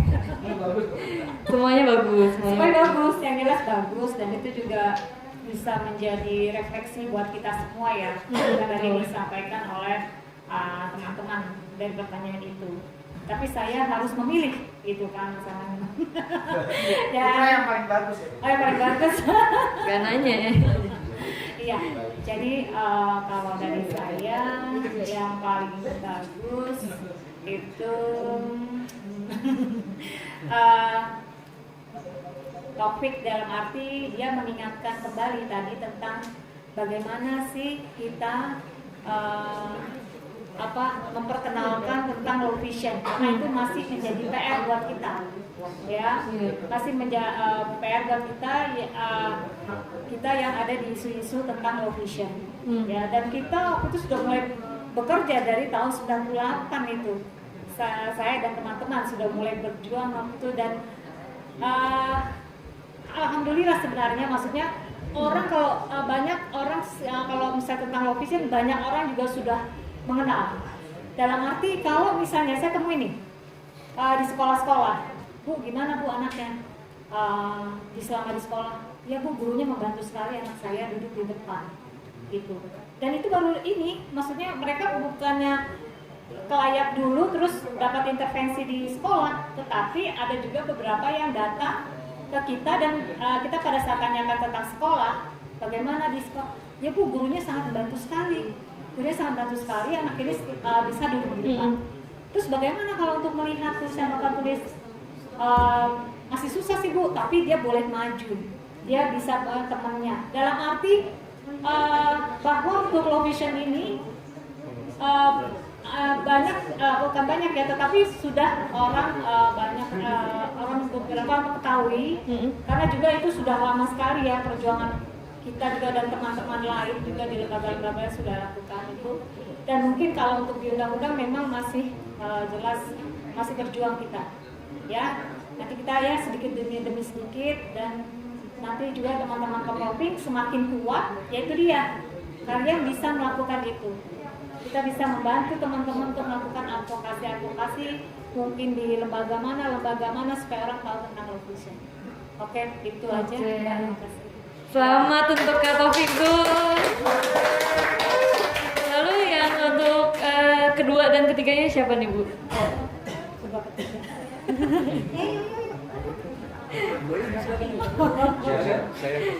Langsung sebut namanya. Oke. Ada Kak Grace sama Kak Riza tadi. Yang kedua itu mungkin kita samakan aja kali ya, pertanyaan 1, 2, 3 aja ya. Ini 1, yang kedua tadi Grace ya. Oh, yang kedua ya Grace ya. Yang ketiga adalah Riza. Oke, baik. Kak Indra boleh menutup acaranya. Kak Indra. Oh iya, sebentar ada. Mungkin speech terakhir kali ya kayaknya sebelum untuk sebelum silakan. untuk acara ini pengen ngasih tertuah sama teman-teman. Closing statement-nya. Oke. Closing statement. Jadi teman-teman gak usah sok kuat, gak usah sok jadi lilin yang rela ngebakar dirinya untuk nerangin orang lain. Gak usah sok-sokan jadi lilin. Sedih aja dulu. Kalau memang punya masalah, kalau memang punya hal-hal yang tidak mengenakan, nikmati aja dulu prosesnya hingga bisa damai sama diri sendiri. dan ketika sudah bisa memberikan sedikit manfaat kepada orang lain, selalu camkan di dalam otak kita, di dalam diri kita, dan di dalam hati kita bahwa menjadi berguna itu lebih penting daripada sekedar ingin dianggap penting. Terima kasih. Wassalamualaikum warahmatullahi wabarakatuh. Dan ya, kalau misalnya teman-teman ada masalah boleh cerita ke teman-temannya atau cerita ke psikolog, ke konselor di Layak juga boleh kali ya. Boleh. Selalu terbuka kalau untuk kami. Selalu terbuka untuk teman-teman Komloving ya. Oke. Kak Indra. Kak Indra di mana ya? Oke guys, gimana? Udah pada lemes ya? Lapar lagi apa? Udah apa? Ronde kedua. Oke, mungkin cukup sekian untuk talkshow-nya. Tadi keren banget dari Mas Nopal, dari Bu Lucy. Pokoknya mantap lah. Ya. Jadi kita dapat perspektif baru tentang tunanetra. Kemudian kita juga mendapat masukan, saran juga tentang apa sih yang berkaitan dengan tema kita, apa sih yang artinya merdeka dari zona nyaman tunanetra tuh apa sih, yang seperti apa gitu. Ya kurang lebih yang tadi dijelaskan sama Mas Nopal sama Bu Lucy tadi gitu, dan memang benar gitu kan. Jadi gimana caranya kita keluar dari apa yang udah biasanya kita lakukan gitu. Tapi yang kita lakukan biasanya itu bisa dibilang sedikit tertutup dari dunia luar gitu ya. Terus kemudian terpaku juga sama orang lain gitu, sehingga kita untuk bermobilitas atau untuk bergerak itu jadi terbatas gitu. Nah, dari tema ini diharapkan teman-teman bisa lebih mengeksplor dirinya, apapun itu, mulai dari pekerjaan, pendidikan, sosialisasi sama lingkungan luar dan sebagainya. Jadi merdeka dari zona nyaman tunanetra itu sangat luas cakupannya, dan kita berharap kita pasti bisa mengeksplor diri kita lebih dan lebih.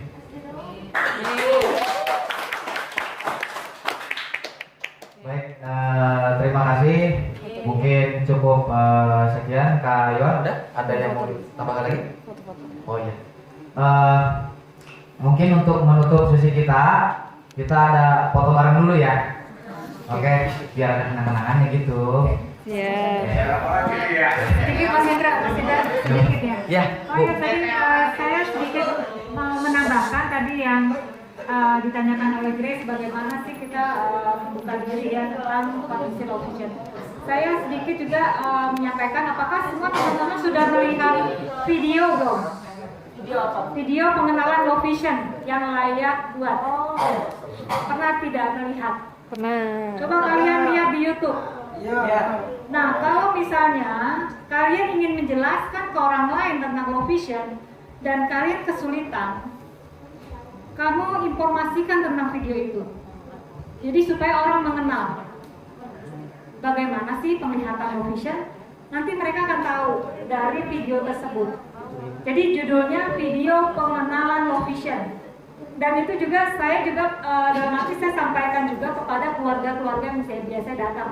Saya sampaikan, Bu, nanti atau siapa ya, misalnya nanti ada keluarga yang ingin mengetahui tentang low vision, buka video itu. Jadi dari situ akan terjawab pertanyaan mereka dan mereka lebih mengenal tentang low vision. Ya, itu aja sih saya mau informasikan. Ya, makasih. Terima kasih Bu Lucy. Baik, terima kasih Bu Lucy. Oke, mungkin cukup sekian untuk talkshow kita malam ini. Kurang lebihnya kami mohon maaf. Terima kasih. Assalamualaikum warahmatullahi wabarakatuh. Selamat malam.